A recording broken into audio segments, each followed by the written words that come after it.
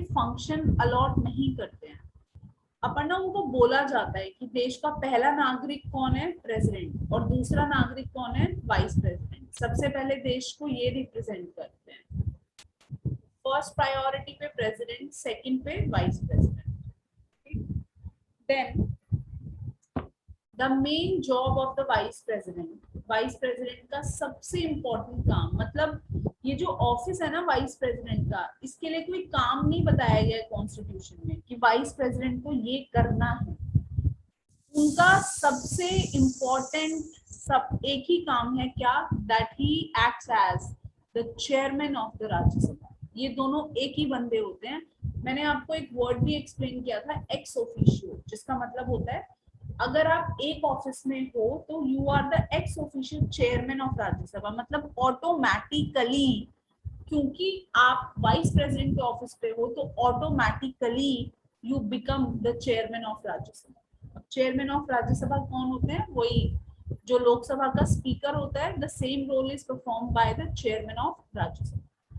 तो vice president का removal, vice president की ड्यूटीज कुछ कहीं मेंशन नहीं है कॉन्स्टिट्यूशन में। सब कुछ किसके लिए बताया गया है, चेयरमैन ऑफ राज्यसभा के लिए। That is more important office, जो automatically ex officially vice president के लिए भी बन जाता है। ठीक है, तो कभी भी सोचना है कि वाइस प्रेसिडेंट के लिए क्या होगा, अगर उसके लिए ये है तो इसको किस लाइन पे सोचना है कि जो स्पीकर ऑफ लोकसभा के लिए है उस लाइन पे सोचना है कि chairman of Rajya Sabha.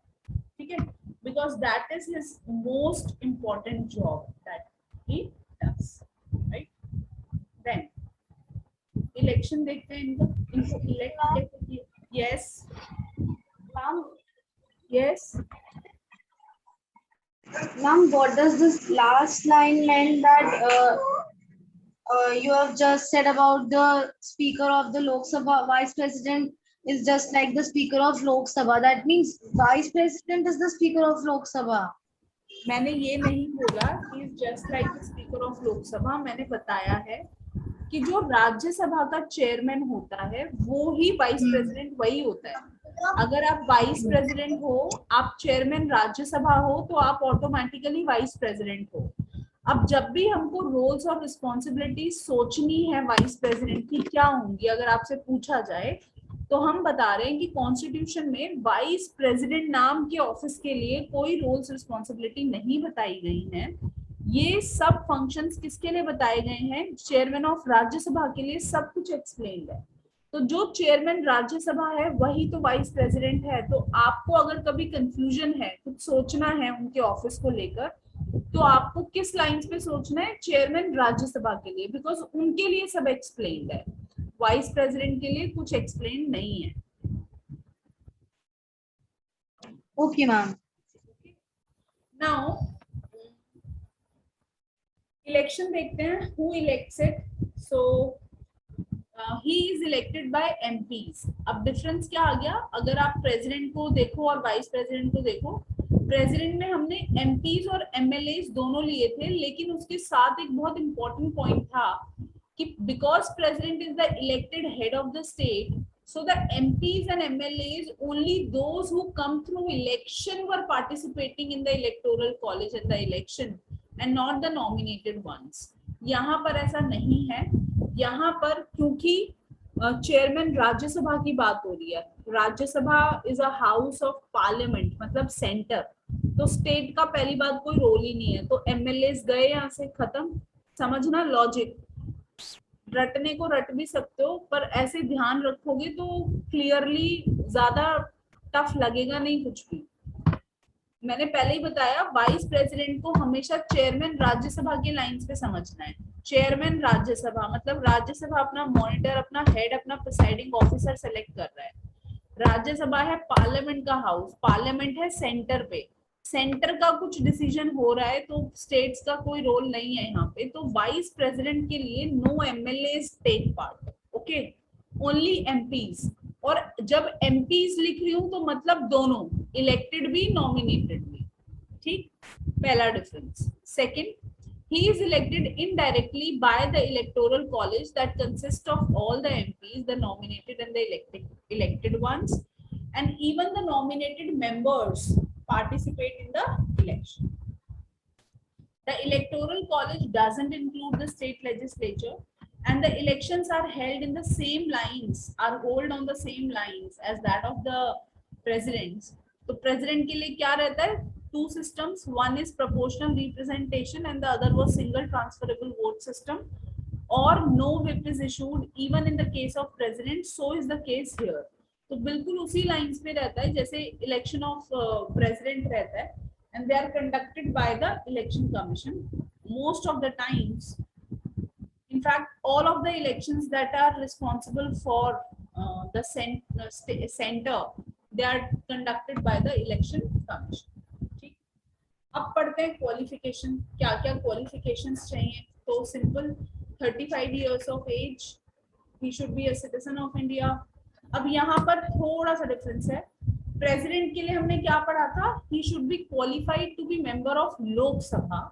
However, for vice president, he should be qualified to be member of Rajya Sabha, and he should not be holding any office of profit. All right. However, ये case हमने president के case में भी पढ़ा था. The sitting president, vice president, governor of any state, minister for union or any state is not deemed to be holding any office of profit. ठीक है, अगर इन सिटिंग पोजीशंस पर कोई बंदा वाइस प्रेसिडेंट के लिए कंटेस्ट करना चाहता है तो वो कर सकता है, क्योंकि हम इन ऑफिसेस को इस पोस्ट के लिए ऑफिस ऑफ प्रॉफिट नहीं मानते. However, सेलेक्ट होने के बाद he will have to leave. He must have dedicated or resigned as a member of either House of Parliament or state legislature if he was a member before entering the office. तो जो आपने किसके लिए पढ़ा है? President के लिए, कि president is a part of parliament but he is not a member of parliament, है ना. वही वाइस प्रेसिडेंट के लिए मेंशन्ड है कि अगर वो मेंबर हैं किसी भी हाउस के या स्टेट लेजिस्लेचर के, तो ऑफिस एंटर करने के पहले he will have to leave it because he is not a member of parliament. Now easy, very easy. बताइए मुझे, हमने क्या पढ़ा था प्रेसिडेंट के लिए? नॉमिनेशन पेपर कितने लोगों से प्रपोज्ड होता है? Do you remember?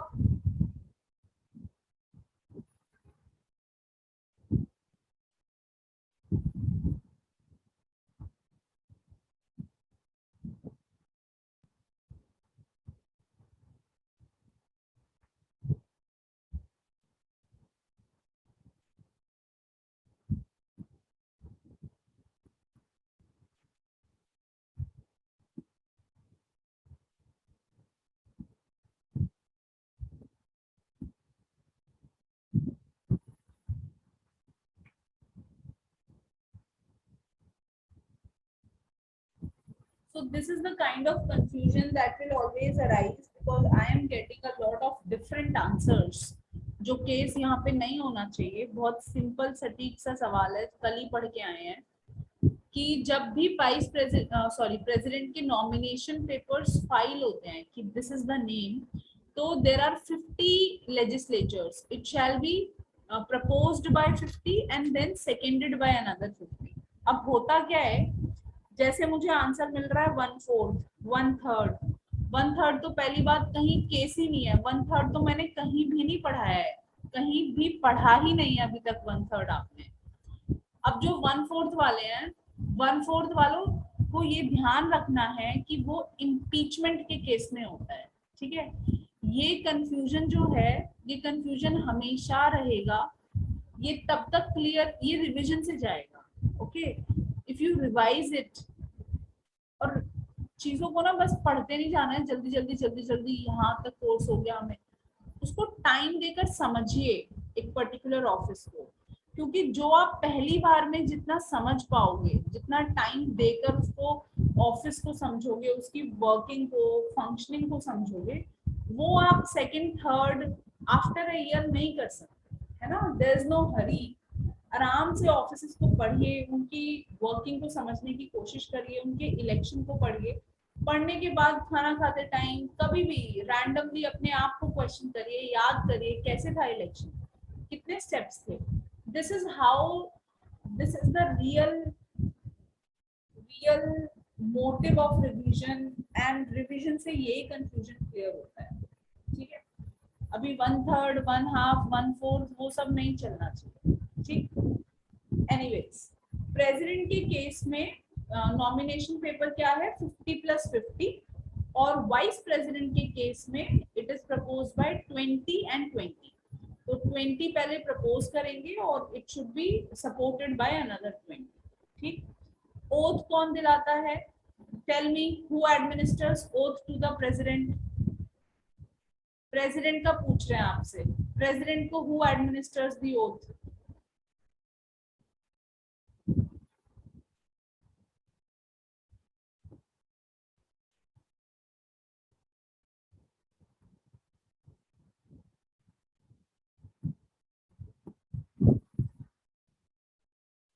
तो the answer is yes. Now I do not know, इतने ऑफिस तो हमने अभी पढ़े भी नहीं है जितने आंसर्स हमारे पास आ गए कि पीएम किसी को ओथ नहीं दिलाते हैं. पीएम प्रेसिडेंट को क्यों ओथ दिलाएंगे? Attorney general, the answer is chief justice of India, CJI. Simple. और पता है क्या है, जो आंसर्स आप दे रहे हो ना वो सब ऑप्शंस में होते हैं, और ये सबसे इजी वाले क्वेश्चंस होते हैं. सी, प्रीलिम्स में क्या होता है, preliminary and mains have a different approach altogether. You have to handle and target pre with a different approach, and mains with a different approach, and interview with a different approach altogether. तो जो भी answers अभी जितने 4-5 answers आते हैं ना वो सब ऑप्शंस में होते हैं. और जो क्वेश्चंस क्लास में पढ़े हैं, जो सिंपल टेक्स्ट है, जो सिंपल फैक्ट है, वो उस पेपर के, किसी भी पेपर के फॉर दैट मैटर, वो सिर्फ मैं यूपीएससी की बात नहीं कर रही हूँ, और कोई भी स्टेट का एग्जाम हो, आईआईटी का एग्जाम हो, नीट का एग्जाम हो, एनी कॉम्पिटिटिव एग्जाम, सीए का एग्जाम हो, एनी कॉम्पिटिटिव एग्जाम, हर एग्जाम में कुछ सिटर्स होते हैं जिनको हम सिटर्स बोलते हैं, मतलब जो सबसे इजी क्वेश्चंस थे. उनका पर्पस क्या होता है कि वो आप गलत कर ही नहीं सकते. अगर आप सबसे इजी क्वेश्चंस गलत कर रहे हो तो आप सोच नहीं सकते हो कि आप रेस में कितना अपने आप को नुकसान पहुंचा रहे हो, क्योंकि इजी क्वेश्चंस कोई भी गलत नहीं करेगा. हार्ड क्वेश्चंस कोई भी बिना बात पंगे नहीं लेगा. और जो मीडियम क्वेश्चंस हैं उसमें से आधे क्वेश्चंस अगर आप कर आओगे ठीक ठाक एक्यूरेसी के साथ तो आप प्री क्वालिफाई कर जाओगे. प्री में यही होता है. प्री का ये नहीं रहता है कि 100 में 100 क्वेश्चन आने चाहिए, नहीं होता है ना. जब कट ऑफ 55%, 60% पे रहता है, उससे समझ नहीं आ रहा है कि आधा पेपर 100 में 50 क्वेश्चन, 55 क्वेश्चन करने थे. अब वो 50-55 कौन से होते हैं टफ, जो हार्ड क्वेश्चंस हैं वो सिर्फ तुम्हारे लिए हार्ड नहीं है, वो सब कैंडिडेट के लिए हार्ड है.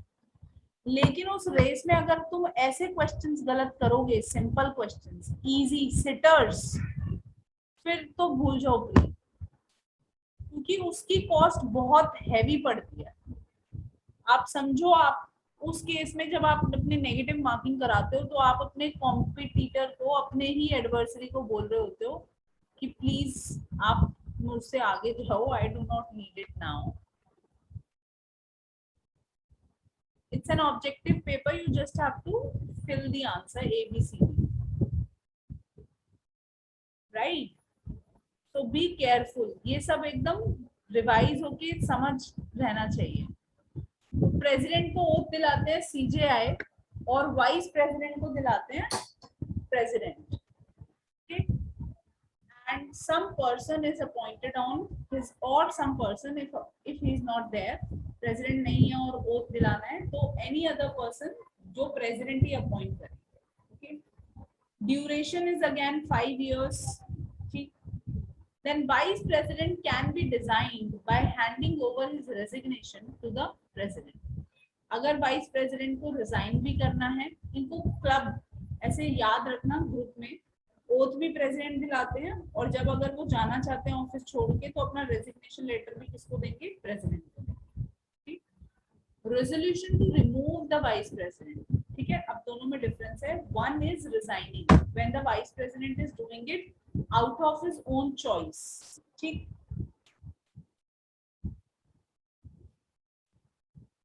And the next is removal.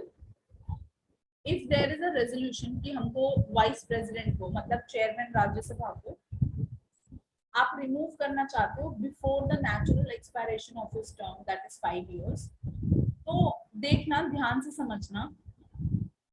हमने बिल्स के केस में पढ़ा है, और अभी आगे ना जब बहुत सारे बिल्स पढ़ लोगे, बहुत सारे ऑफिसेस पढ़ लोगे, तो कंफ्यूजन हुआ करेगा कि क्या दोनों हाउसेस में ला सकते थे या एक में ही ला सकते थे. लॉजिकली सबको ध्यान रखना, the way I have learned it.